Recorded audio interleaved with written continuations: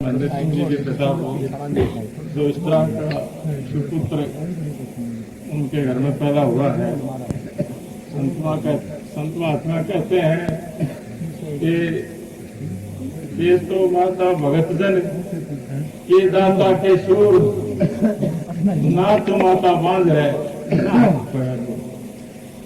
तो धन्यवाद इनके पिताजी को इसलिए है कि उनके घर में इस तरह का सुपुत्र पैदा हुआ जहां आप जैसे महापुरुषों का आगमन हुआ। कहते हैं संत चरण गंगा की धारा जहां टिके जहां हो दिशा। तो संतों का सत्संग जो है ये बहुत ही बड़े भाग्य से उपलब्ध होता है। संत महात्मा फरमाते हैं संत समागम हर कथा दुर्लभ दो सुख दारा और लक्ष्मी घर पाते। ये महान वस्तु और पुण्य कार्य और महायज्ञ जिसको पुराने जमाने में राजा महाराजा यज्ञ की संज्ञा देकर के फरमाते थे, दरअसल सही यज्ञ वही है जहां आप जैसे महापुरुष इकट्ठे होकर के उस परम पिता परमात्मा से अपना निशाना लगा करके और इस तरह से बैठ करके आराधना करते हैं कि हे परम पिता परमात्मा प्रत्येक प्राणी को जीवन का आधार बख्शे और सबको सुख का सहारा मिले और सभी मतलब सुख शांति से अपना जीवन यापन करें। तो आप देखो इस तरह की धारणा बना करके मेरा ख्याल है सारे विश्व में किसी फौज रिसाले की जरूरत नहीं पड़ेगी। पलटन फौज पुलिस इस तरह की व्यवस्था की आवश्यकता नहीं पड़ेगी। प्रत्येक व्यक्ति अपने आप को समझे। अपने आप को समझने का मतलब क्या है कि कम से कम आपका की खोज करे। प्रत्येक आदमी दूसरों की खोज करता है, अपना घर जल रहा है दूसरों की आग बुझाए फिरते हैं। अपने घर में चोर घुस रहे हैं दूसरों का चौकीदारा करते हैं। अपने घरों में मुर्दे पड़े दूसरों को उठाए फिर रहे हैं। कारण हमें इस बात का ज्ञान नहीं है कि हम उस परम पिता परमात्मा के घर से इस संसार में किस काम के लिए आए थे और जिस काम के लिए उस परम पिता परमात्मा ने हमें भेजा था वो काम करना क्या था और हम कर क्या रहे हैं और जो कुछ कर रहे हैं उसका नतीजा क्या होगा, इसके लिए हमने कभी सोचा ही नहीं। देखिए आप विचार करिए, कीड़ी से लेकर के हाथी तक 84 लाख योनियां हैं। प्रत्येक वेद शास्त्र भी इस बात को मानता है, प्रत्येक धर्मग्रंथ भी इस बात को स्वीकार करता है कि 84 लाख योनियां जिसमें सांप, मेंढक, मछली, सूर, कुकर इस तरह की गंदी गंदी योनियां भी होती है। हर व्यक्ति ये महसूस करता है कि प्रत्येक योनि में क्या जाना होता है। संत महात्मा कहते हैं अंडज पिंडज उठमंजा और खान कर्मों के प्रताप से फिर कि जैसा जैसा हमने कर्म किया उसके अनुसार नबेड़ा हो गया। कोई अलग से दफ्तर कोर्ट कचेरी नहीं लगी हुई है। विधि की ये विडंबना है, खुदा का ये उसूल है, परमात्मा की एक ऐसी व्यवस्था है कि जैसा मैंने कर्म किया उसी के मुताबिक मुझे जगह मिली। आप विचार करिए किसी ने इस तरह के भी कर्म कर रखे हैं जो सूर की योनि में चला जाएगा और गया है क्योंकि वो भी तो एक योनि है और जैसे भी उसने कर्म किया इसलिए उसको ऐसी योनि मिली। तो आप खुद ही सोचो, विचार करो। सूर बहुत शक्तिशाली जानवर होता है लेकिन 50 मन बोझ उसके पीछे गाड़ी में डाल दिया जाता है और उससे घसीटा नहीं जाता तो पीठ पर डंडे लगते हैं। वो बेचारा मुड़ के नहीं कह सकता कि भला आदमी 50 मन वजन मेरे पीछे डाल रखे आता है और मेरे में इतना जान नहीं है कि मैं इसको खींच लूं, तू मुझे क्यों मार रहा है। फिर खाने के लिए वो कटीली झाड़ियां अच्छे अच्छे कांटों में जाकर के आपको अच्छी तरह से ज्ञान है इस बात का। जीव यानी प्राणी मात्र जो है दुख सुख सभी अनुभव करते हैं, अच्छा खाना पीना सभी जानते हैं, ऐशो आराम सभी चाहते हैं। फिर उसके लिए क्या हुआ, जंगल भेज दिया और कंटीली झाड़ियों में उसकी खुराक। कांडे चुभते हैं जबान पर भी, होठों पर भी, फिर भी भूख इतनी हैरान है कि हमें झुकाती है, भूख नवाती है कि कुछ भी है उस जठराग्नि को बुझाने के लिए हमें उस कंटे में से भी वो पत्ते खाने पड़ते हैं। तो कहने का मतलब, हम अगर थकावट महसूस करेंगे तो घर में आकर के सुबह से लेकर शाम तक एकांत का हड़कास्ट करता है, हड़वाता है, घर में आके कहता है भाई आज तो थकावट हो गई, हलवा हो जाना चाहिए, तो उसके लिए विचारिका है। और सर्दी का टाइम है तो वो तो जो रजाई में बढ़ जाएगा, वो तो वही बैठे हैं। इसी तरीके से देखिए आप, ये जितनी भी गंदी गंदी योनियां उनमें कितनी परेशानियां हैं। संत महात्मा कहते हैं कि ये इस प्रकार से 84 लाख योनियां भुगतने के बाद एक सुनहरी अवसर मिलता है, और वो मौका एक बार मिलता है। कैसे? बहुत मुश्किल से, कितनी मुश्किल से 84 लाख योनियां पूरी सारा नवेड़ा भुगत करके, और बड़ी मुश्किल से एक मौका मिला। क्या? मनुष्य देह। मनुष्य देह आपको इसलिए मिली है कि आप इस देह में होकर के और ये मतलब सामान जुटा सकते हैं। जैसे अपने बेटे पोतों के लिए हम ये जो नाशवान धन जिसको कहते हैं इकट्ठा कर रहे हैं, 2 लाख हो गया वो 2 लाख करता है, 2 लाख हो गया 9 लाख करता है, 9 लाख हो गया वो 100 लाख करता है, 100 लाख में करोड़। पर करोड़ का भी आखिर कहीं कहीं ओढ़ तो है, धन का कोई ओढ़ नहीं है, और ना इससे किसी को प्राप्ति हुई और ना होने की। तो वो कहते हैं संत महात्मा कि कर्ज धन को धनबाद धन और रतन धन खान, तब आवे संतोष धन सब धन।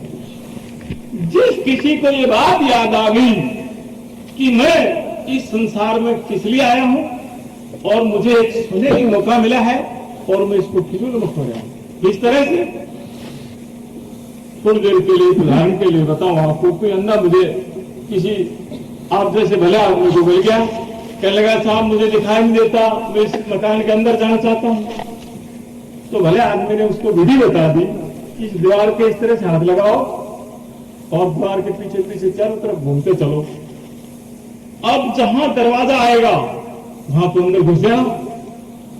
अब वो अंधा दीवार के इस तरह से हाथ लगा करके और उसके नजदीक में एक चलता रहा, और जहां दरवाजा आया उस वक्त उसके सिर में खादुली चल गई, इस तरह से खास फोड़नी शुरू कर दी और चलता रहा। दरवाजा खप गया, फिर से दीवार का हाथ लगा दिया, चक्कर काटते रहे।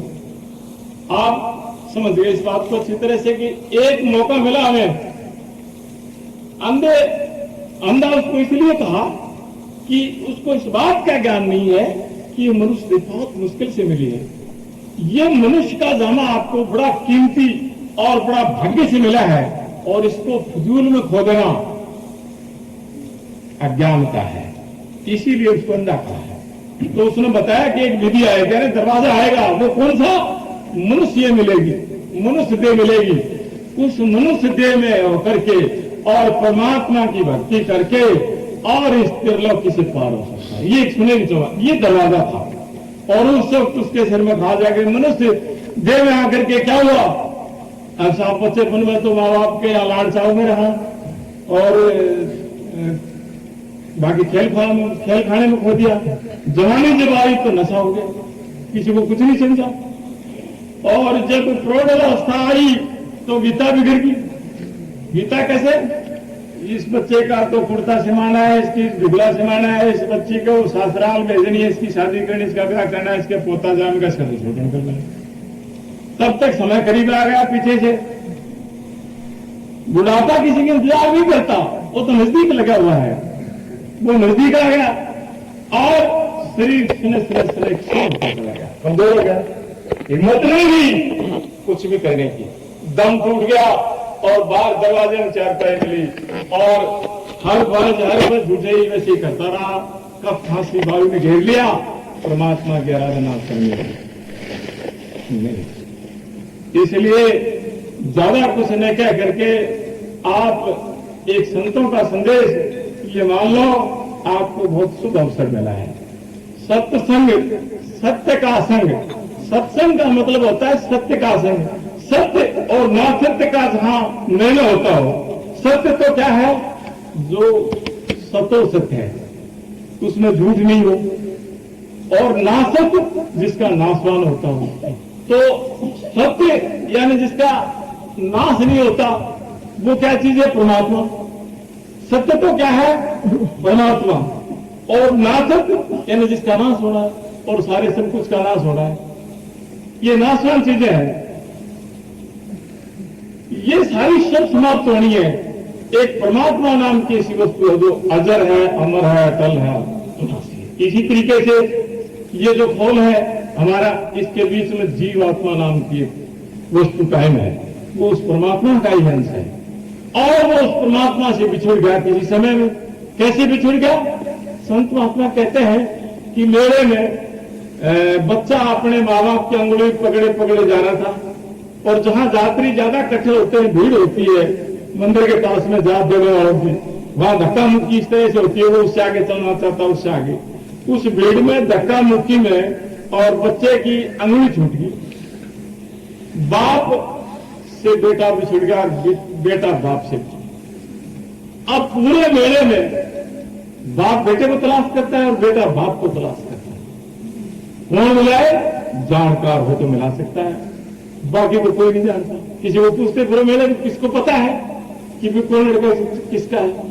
इसी तरह से ये संसार जो है आपका एक बहुत बड़ा मेला है। आत्मा जो है परमात्मा से बिछुड़ के इस मेले में आ गई, और यहां आकर के इतनी भूल लगी कि वो दर दर दर ठोकरे खाती, और उसको ये ध्यान नहीं कि मैं कहां से आई, यानी ये जीवात्मा कहां से आया और किस लिए आया, और जिस काम के लिए आया था वो क्या काम करना रह गया, कोई ध्यान नहीं। कैसे? एक छोटा सा बच्चा माँ बाप से नाराज होकर के और घर से निकल गया, किसी होटल वाले ने उसको रख लिया बर्तन साफ करने के लिए। अब होटल पर बर्तन साफ करता रहा और अपना गुजारा चलता रहा। होटल वाले से भीड़ की, उसने निकाल दिया उसको वहां से, वो निकल गया कहीं किसी गाड़ी में या कहीं रेल में सवार होकर के निकल गया, दिल्ली चला गया। अब दिल्ली साहब बहुत बड़ा शहर है, राजधानी हो, तो वहां किसी ने किराया रक्षा ले लिया और रक्षा चलाता है, मस्त है, सुबह से लेकर शाम तक हटो बाबू जी, हटो लाला जी, पूरे दिन में दिहाड़ी कमा ली, कुछ तो रक्षा का किराया दे दिया, कुछ थकाट मेटने के लिए उस ठेकेदार को दे दिया, और कुछ बचा उसमें अपना शाम को उधर पूर्ति करके कहीं फुटपाथ पर लेट रहा। अब आप जैसा कोई महापुरुष मिला रे भाई, तू यहां कैसे? महेंद्र सिंह ने पूछा, भाई महेंद्र सिंह ने पूछा, भाई तू यहां कैसे है? क्या तो कहां जाता? अरे तेरा गांव ये दिल्ली नहीं है। कहां का रहने वाला तू? साथ दिल्ली का रहने वाला हूं। कहां रहता है? दिल्ली में रहता हूं। अरे तेरा माँ बाप कौन है? माँ बाप मेरे माँ बाप है, और कौन है? क्योंकि भूल गया, उसको याद ही नहीं है, न माँ बाप याद है, न घर गांव याद है, न उसको ये ध्यान है कि मैं कहां का हूं, कहां आ रहा हूं, कहां रह रहा हूं, क्या है कुछ, क्योंकि भूल गई। अब उस भूल को याद दिलाने वाला शख्स ये कहता है कि भाई तेरा फला गांव है और तेरे माँ बाप है। बच्चा महसूस करता है कि वास्तव में औरों के माँ बाप हैं, मेरे भी माँ बाप होंगे, औरों के घरगाम है, मेरा भी घरगाम होगा। उसको थोड़ा थोड़ा याद दिलाता है कि भाई तू याद कर, फला गांव का है और फला पिता की संतान है तू, तेरे माँ बाप उस गांव में है और तेरा ये नाम है, तू चल मेरे साथ। अब इसी तरह से संत सतगुरु ये संदेश देते हैं जीव आत्मा को, भूली भटकी आत्माएं जो है परमात्मा के घर से बिछुड़ के आई हैं, उनको संत महात्मा ये शिक्षा देते हैं, ये संदेश देते हैं कि भाई तुम यहाँ की बूंद नहीं हो, तुम्हारा घर ये नहीं है, तुम्हारा घर बहुत दूर है, और जब तक हम अपने घर नहीं पहुंच जाएंगे तब तक हमारा गुजारा नहीं हो सकता। आप हम देखिए कहां कहां से आए हैं, लेकिन आपको पता है वर्ल्ड वीक में हम सब अपने अपने ढिग चले जाएंगे, अपने अपने स्थान चले जाएंगे। इसका मतलब स्थान इस जीवात्मा का भी कोई और है, और वो क्या है? जब तक आत्मा परमात्मा में लीन नहीं होगी तब तक ये भटकती रहेगी। इसलिए संत महात्मा में शिक्षा देते हैं कि भाई तुम यहाँ की गूंज नहीं हो, तुम परमात्मा के अंश हो, तुम्हारा निज घर कोई और है, ये तो केवल किराए की कोठरी है, एक दिन आपको खाली करनी पड़ेगी। इस प्रकार से सांप अपने कचूली बदल लेता है। आपने अपना कुर्ता फट गया, उसको खूंटे में टांगा लिया, दूसरा लगा लिया। इसी प्रकार से जीव आत्मा इस ठोड़ को छोड़ के दूसरी भी चली जाएगी, जैसे कर्म किए उसी के मुताबिक उसको ठोड़ मिलेगी। इसलिए संतों का सत्संग जो है वो सबसे उत्तम चीज है। इस सत्संग के बिना जीव आत्मा का कोई गुजारा नहीं है। अब सत्संग का मतलब क्या है? जहां सत्य और असत्य का निर्णय होता हो। भाई सत्य क्या है और ना सत्य क्या है? सीधी सादी बात है, मरना सच्चा है, जीना झूठा है। कैसे? थोड़ी बड़ी बात है, जिंदा तो है लेकिन कब तक कोई भरोसा नहीं। हम रास्ते में आए, बस उल्ट गई और वहां उसका एक्सीडेंट हो रहा है कि एक आदमी खत्म हो गया। वहां से बसावता गोड़ बसावता के बीच में जो है ना एक बस उलट गई, वहां एक आदमी मर गया। उसको क्या पता था कि तो घर पहुंचेगा कि नहीं। इसी तरीके से मेरे कहने का मतलब कि हमारा कोई ख्याल नहीं है कि हम जिंदा तो है लेकिन कब तक की कोई भरोसा नहीं। और ये सत्य है कि मरना जरूर है। तो मरने के बाद इसके लिए कोई जगह चाहिए। किसी बादशाह के दरबार में कोई महात्मा चला गया, कहने लगा महाराज, बादशाह ने महात्मा ने कहा महाराज बादशाह से मेरी एक छोटी सी वस्तु है, आप धरोहर में रखो। बादशाह ने हुक्म दिया, जहां बड़े बड़ी इमारतें रही हैं, राजाओं के बादशाह मिले हैं, एक वस्तु क्या कितनी भी वस्तु कितना भी सामान धरोहर के लिए रख दीजिए, क्या खतरा है? कहने लगे महाराज मेरी तो एक छोटी सी वस्तु है। अरे साहब महात्मा जी फरमाओ क्या वस्तु है आपकी? साहब कैसे नहीं तो वादा करो। कैसे? तो पुरानी भाषा में संत महात्मा कहते थे, महात्मा जी कहने लगे भाई वचन भर बादशाह। कहने लगे बोल क्या वचन भरवाता है? कि बाचा सो बाचा और बाचा उपू तो दोगी कुंडमू को सुकू। बोल क्या चाहता है? बोले मेरी यह वस्तु सागी जू की तू मिलनी चाहिए। लेके गए, तुम तो हाथ पसारे हो। महात्मा जी उनका हाथ पर सुई दे दी छोटी सी। नो बोले यार मेरी धरोहर है। बादशाह कहने लगा रहा महात्मा जी तू भी बड़ा अजीब आदमी है। एक सुई और जिसके लिए एक बादशाह से जगह मांगता धरने के लिए, कितनी बड़ी अमानत है। महाराज मेरे पास तो यही है, मेरी तो यही वस्तु मुझे मिल जानी चाहिए, लेकिन लू वो सागी अगर दूसरी बदल के दे दी गई तो आप वचन हार जाओगे। बादशाह ने कहा क्या बात करते हो, बड़ी बड़ी मारते हैं, चले अंदर गई। महात्मा जी मुड़ा और बादशाह के गले पर सुई। बादशाह महात्मा निकल गया वहां से। बादशाह सोचने लगा इस सुई पर कोई नंबर नहीं, इस सुई की कोई अलग भी पहचान नहीं। ये सुई अगर दूसरी सुइयों में मिल गई तो गड़बड़ है, महात्मा जी के दोषी हो जाएंगे, वचन हार जाएंगे। इस सुई को रखूं तो कहां रखूं? अगर कहीं रख जाऊंगा तो खो जाएगी, अगर किसी कपड़े में लगा के रखता हूं तो भूल हो जाएगी। और विचार करते करते महात्मा जी बादशाह के पास महात्मा की अमानत रखने के लिए जगह नहीं मिली। नौकरों को कहने लगा, सिपाहियों को कहने लगा कि भाई बहुत दौड़ो, जोड़ी पर जो पहरेदार खड़े थे कि उस महात्मा जी को पकड़ के लाओ। महात्मा जी को वापिस ले। महाराज क्या हुआ? अरे भाई महात्मा जी माफ करना, मैं ये तेरी वस्तु संभाल, मैं इसको सुरक्षित नहीं रख सकता। महात्मा जी कहने लगे महाराज क्या हुआ? आप तो कह रहे थे कि मेरे पास तो बड़ी बड़ी इमारतें हैं, यहां तो बहुत सामान बना है, कितना भी सामान रख सकते हो। फिर ये सुई रखने के लिए क्या दिक्कत आ गई? महात्मा जी ये आपकी सुई बदली जाए, मैं आपका वचन हार गया। ये सुई कहीं गुम हो जाए, मैं आपका वचन हार गया। ये सुई के मरक के भूल जाऊंगा तो मैं आपका वचन हार गया, इसलिए आप अपने अमानत संभालो। महात्मा जी कहने लगे भाई सुई तो मैं ले जाऊंगा मेरी संभालने, पर ये 5 हाथ की काया को कल कहां रखेगा? इसका भी तो तेरे को विचार होना चाहिए था। ये खोल तो पूरी हो जाएगी समय के अनुसार, ये खोल तो तेरे यहां रह जाएगा।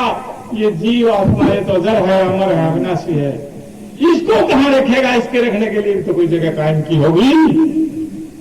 तो बादशाह को यकीन आया कि वाह, वास्तव में मैं बड़ी भयंकर भूल कर रहा हूं और मैंने बड़ी भारी गलती की है, अब तक मैंने बदशाही के नशे में सारा समय खो दिया, ये फिजूल में खो दिया, और आइंदा के लिए मैं परमात्मा की आराधना करूंगा। तो कहते हैं उस संतों के समय में गया और उसने अपना गुरु धारण किया। देखो बिना गुरु के और कोई रास्ता हासिल नहीं हो सकता।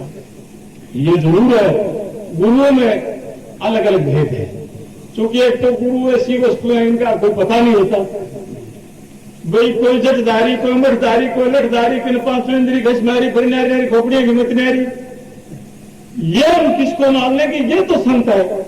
एक तो कोई बहुत सुंदर दाढ़ी बॉडी बढ़ा रखी हो उसको महात्मा मान ले, तो कोई रीत के घना बड़ा बड़ा बाल है इन बड़ो संत मान ले, ऐसा नहीं है। तो खाके से ही खतरा, मुनि से ही पथरा, नारी तज खोजा से ही जंगल का रोजा, कहा बरसरी सुनो नाच दिए तो मन का ही मौजा। कभी भगवान रंगने कोई साधु दिखे यो महात्मा बड़ो गुरु है गए कहना, तो कैसा गुरु होना चाहिए? कहता है पूरा गुरु होना चाहिए, पूर्ण संत होना चाहिए। तो वही पूरा गुरु मन को, 2 मन को, 5 मन को, 10 मन को, तो पूरा गुरु होता है जो परमात्मा का भेदी पूरा तैराक होता है। समुद्र के अंदर फेंक दिया और फिर करके बाहर आ गया, ये समझ लेना चाहिए कि तैराक है। सामने पड़ी ये बात है, पूरे समुद्र में फेंक दिया हमने, वो करके बाहर आ गया तैर के, तो उसका मतलब तैराक है। इसी तरह से संतों का भी उनकी संगत करने से पता होता है। बाकी भगवान रंगाए से कोई संत सतगुरु नहीं होता। कहता खाकी से ही खतरा का भगवान रंगा बढ़ता गढ़ाए फिर परमात्मा ने क्यों मिले, जब भगवान रंगाए परमात्मा मिला तो पहले हमने मिले। खाकी से ही खतरा, मुनि से ही पथरा, फलाने झगड़ो मुन होकर बैठ गए, कैसे बात नहीं बन करे तो बाढ़ गढ़ाए पड़ा है, कैसे बात करने प्रदान परमात्मा क्यों नहीं मिला पहले। खाकी से खतरा, मुनि से पथरा, नारी तज खोजा से जंगल का रोजा, फलाने झगड़ो भाई घर बार स्त्री पुरुष बाल बच्चा छोड़ के जंगल में चले गए तो दूसरे कमाएगा हमने मुश्किल होगी। परमात्मा को रसूल है, संतान पैदा करो, कमा के खाओ और उनका पालन पोषण करो, शिक्षा दीक्षा करो। खुदा को रसूल को बैठने के लिए भाग जगह क्यों वहां से, इसका मतलब कायर है, मैदान छोड़ के भाग गया कायर है।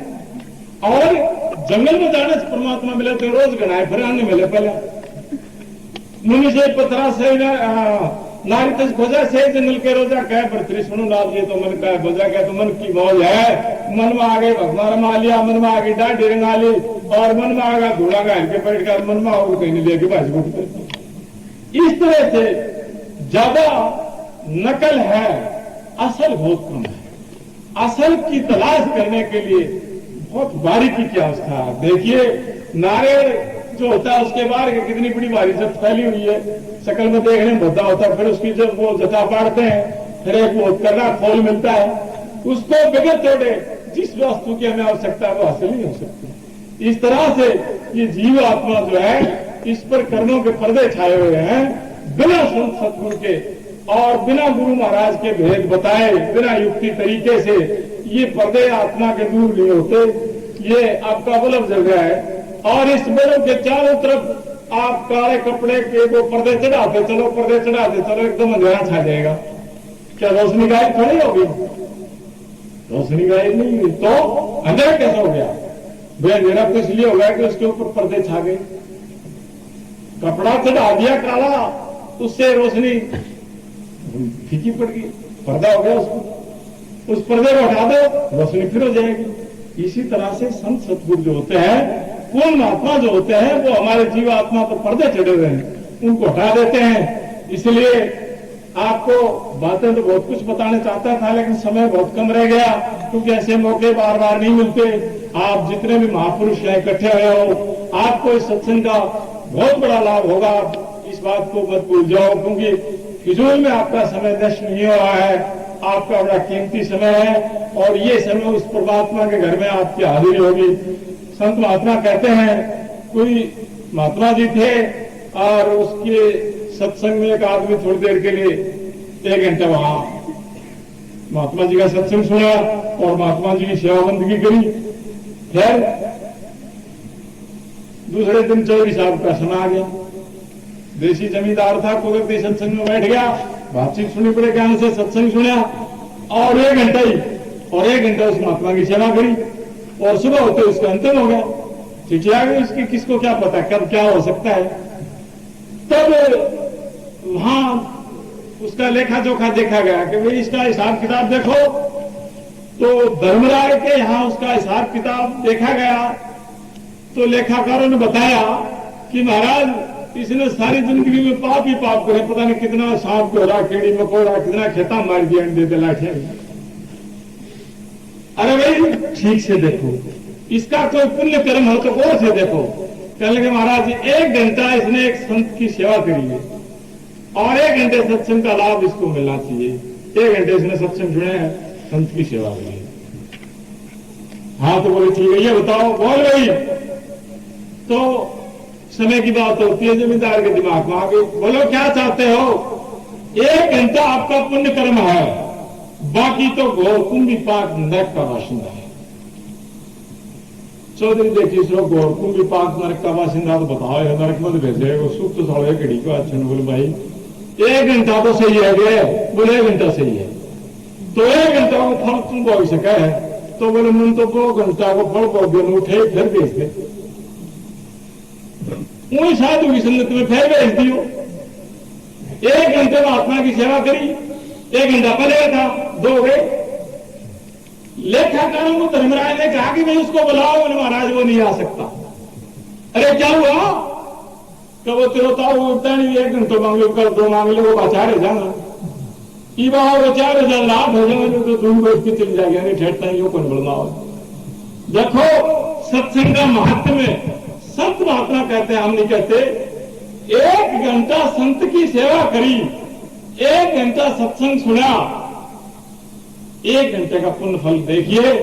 मौत भी उसके काबू में, मौत के भी काबू में नहीं आ सकती। इसलिए हमारा तो कहना यही है, हम आपको संतों का संदेश सुनाने के लिए आए हैं।